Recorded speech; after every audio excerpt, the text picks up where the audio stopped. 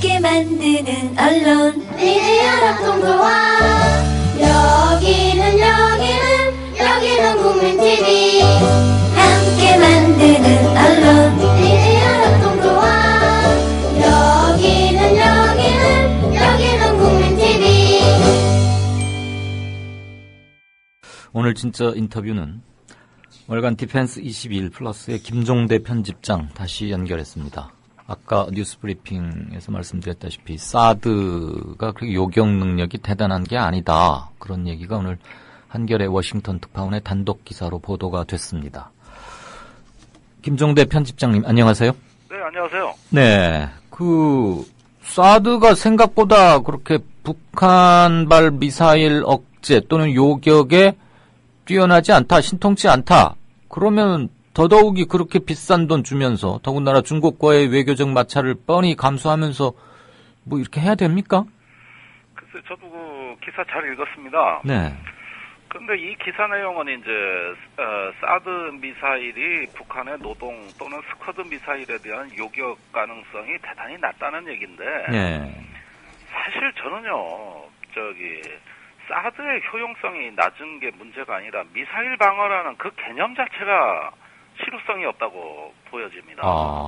그러니까 고고도든 저고도든 간에 미사일을 뭔가로 쏘아서 맞추는 것 자체가 그닥 실효성이 없다. 실효성이 없다. 이게 사드건 패트리어트건 또는 스탠다드 미사일이라고 SM3라고도 하죠. 네. 이런 것들이 많거든요. 네. 또 미사일이 아니라 공중에서 레이저 빔으로 요격한다는 것도 있고. 예. 근데 이 전체를 다 합쳐서 그 자체가 미사일 방어라는 자체가 실효성이 없다는 거죠. 지금까지 성공한 무기체계 한 개도 없잖아요. 한 개도. 사드도 그 중에 하나고요. 네. 그러면 근데 일단 사드라는 것은 고고도 미사일, 그래서 ICBM처럼 대기권 밖으로 나가가지고 이렇게 올라갈 때 이렇게 쏴서 맞추겠다라는 거니까. 예. 저고도 미사일은 어차피 주요 요격 대상은 아니다라는 게 기존의 설명 아니었나요? 그렇습니다. 이거는 최소한 70km 고도 이상, 네. 적어도 한 100km에서 150km 상공에서 실효성이 있다고 알려진 무기 체계거든요. 네. 그러면 여기는 성층권인 바깥의 어떤 외기권 아닙니까? 그렇죠. 여기에 이제 적의 미사일이 날라와서 막 하강 단계가 시작될 무렵, 이때가 요격하는 타이밍으로 보고. 예. 이렇게 외기권에 이제 요격 미사일을 발사해가지고 미리 요격하자는 것이고, 예. 패트리어트는 이미 대기권으로 다 진입해서 한 40km 상공에서 요격하는 저고도 미사일입니다. 예. 그래서 이거를 짝으로 같이 세트로 해서 써야 실효성이 있다는 거거든요. 예. 그래서 한 번 요격에 실패하면 그 다음번에 이렇게 해가지고 다층 방어 미사일을 갖추겠다. 예. 이것이 이제 주한미군 정책입니다, 사실은. 예. 아까 네, 말씀하십시오. 예, 그런데 고고도라는 건 이제 외기권에서 공기 저항이 없으니까 가벼운 어떤 기만용 탄두하고 실제 무거운 탄두가 속도가 똑같습니다. 네. 그렇다면은 뭐가 진짜 탄두고 뭐가 기만용 탄두인지 이런 것들은 어떻게 구별을 할 것이며, 또 탄두가 이렇게 분리돼 나가기 시작하거든요. 예. 이걸 이제 다탄두 미사일이라고 하는 건데, 요즘은 미사일 몸체에 탄두를 여러 개 다는 기술이 발전 중에 있고, 북한도 그런 것들을 대부분 연구할 거라고 봅니다. 예. 그러면은 요격 미사일 하나가 탄두 하나를 요격해야 되는데 여러 개가 분리됐을 땐 또 어떻게 할 것이냐. 그다음에 북한에서 미사일을 발사해가지고 노동 미사일로 한반도를 타격한다 그럴 때는 이 발사 각도가 아주 높거든요. 이게 비스듬히 발사하는 것이 아니라 이 수직으로 거의 쏴서 수직으로 떨어지는 건데, 네. 이럴 때 궤적을 제대로 추적할 수 있느냐. 그 다음에 마지막으로는 이게 탄두를 정통으로 맞춰야지 삐뚤로 맞추면은, 예. 그러면은 파괴되지 않고 맞은 채로 계속 날아온다는 겁니다. 예. 그러니까 이 이마를 정통으로 때려야지 옆에 주변 머리를 삐뚤로 때리면은 권투 시합에 봐서도 알듯이 쌩쌩하거든요. 그냥 맞은 채로 막 저돌적으로 더 돌려오면은 그렇게 툭 치버리면은 서울로 날아올 게 뭐, 수원으로 간다거나, 부산으로 올 거를 뭐 서울로 떨어뜨린다거나. 궤도 변경이 초래될 수 있다 이거죠. 그렇습니다. 그렇게 되니까 결국은 이런 어떤 그 여러 가지 기술적 난제를 다 돌파해야 네. 그 실효성이 있다는 거죠. 그러면 아까 고고도건, 중고도건, 저고도건 간의 미사일 요격 시스템 자체 실효성이 전체적으로 없다라고 생각하신다고 견해를 밝히셨는데, 예. 그러면은 그냥 미사일 쏘면 그냥 가만히 앉아서 당할 수밖에 없다 이 얘기입니까? 아니 그래서 냉전 시대에는 네. 서로 당하자고 미사일 방어를 하지 말자고 미소가 합의해버렸지 않습니까? 그러니까 이렇게 되면 서로 무서워서 공포의 균형이 이루어지니까 핵전쟁을 못한다 해가지고 서로 큰 데미지를 입을 거니까 아예 저기 하자. 아예 그냥 방어무기 갖지 마자. 예, 이렇게 냉전 시대인데 그 헨리 키신저 미국의 국무장관 했었던 분은 그런 미사일 방어망을 금지한 72년도에 미소간 체결한 미사일 방어 금지 조약이 냉전 시대 평화의 초석이었다고 얘기하는 거거든요. 예. 그러면 우리가 북한 미사일을 그러면은 개발하게 그냥 놔두고 멍하니 앉아서 두들겨 맞자 이 얘기냐 이렇게 반문을 하실 수가 있는데 예.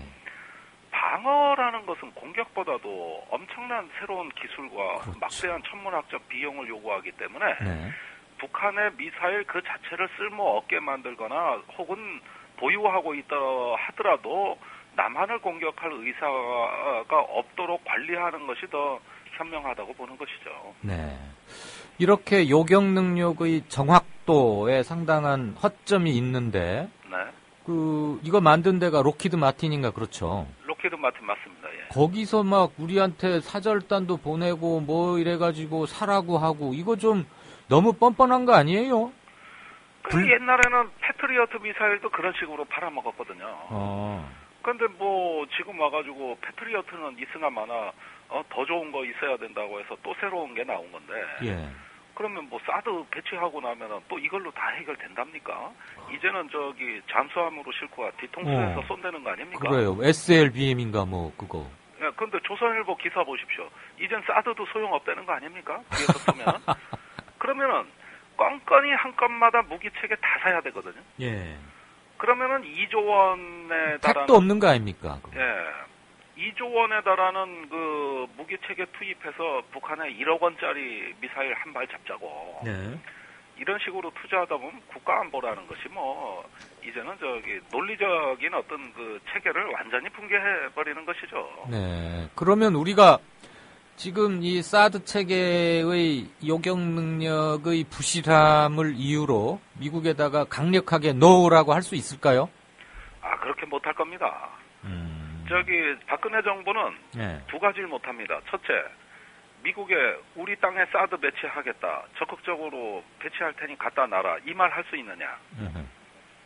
죽어도 못할 것 같아요. 박근혜 대통령이 그렇게 통 큰 사람이 아니에요.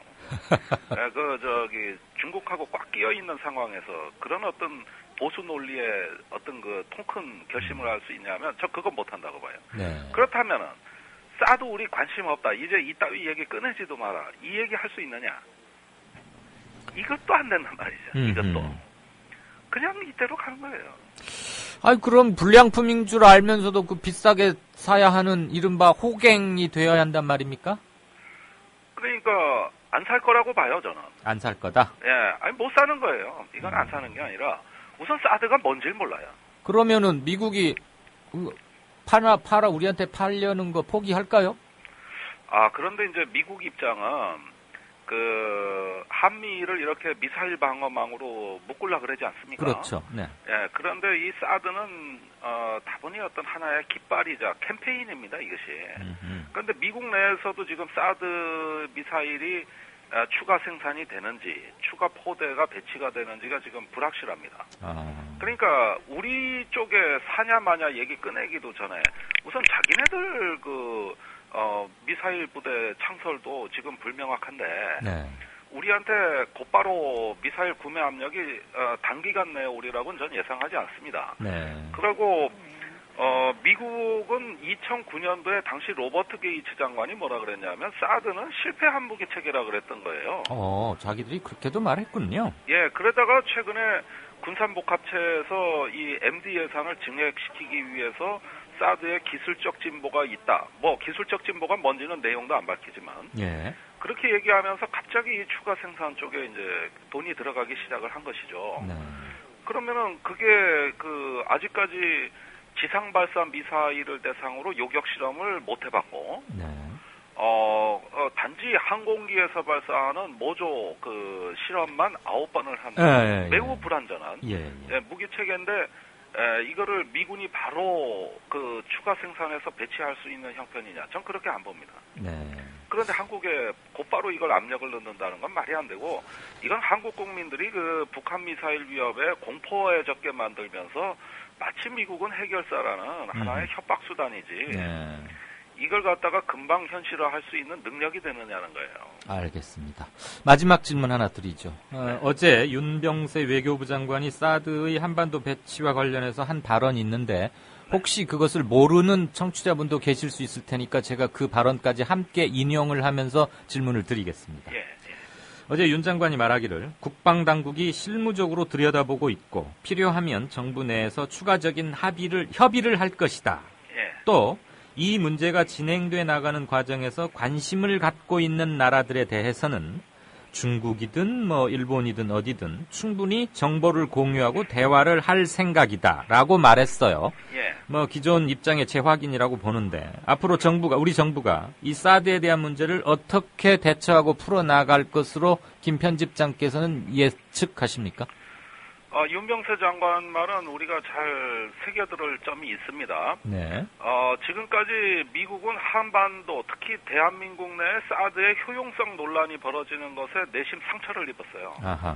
아니 동맹국 무기면 절대적으로 믿어줘야지. 이게 얼마를 투입해서 개발한 무기인데 그렇지. 한국에서는 무슨 고물덩어리처럼 얘기하는 거, 네. 또 사드의 실효성에 의문 제기하는 것에 상당히 불쾌합니다.